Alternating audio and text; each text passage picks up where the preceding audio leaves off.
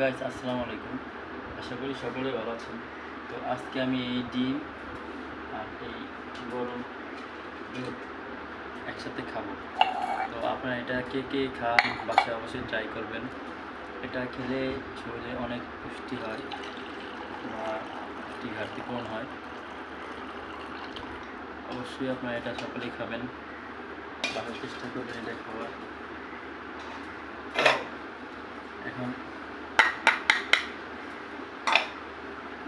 আমি কাঁচা ডিম দুধের মধ্যে দিয়ে দিব।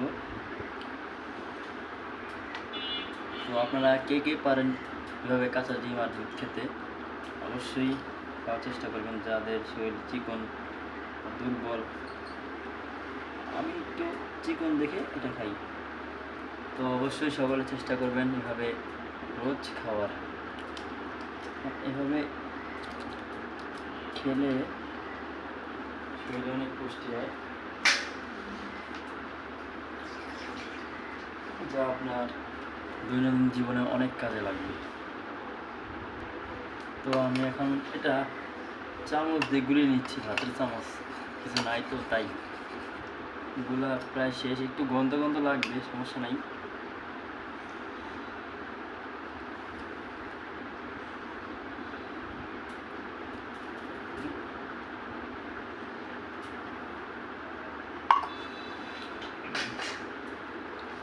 আর এটা আসলে সবাই খেতে পারে না, কারণ ডিমে একটা গন্ধ আছে যেটা কিনা সবাই খেতে পারে না।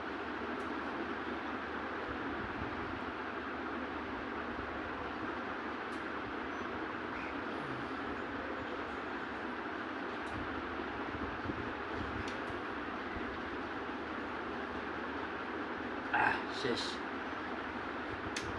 তো ভালো লাগলে অবশ্যই চ্যানেলটাকে সাবস্ক্রাইব করে রাখবেন।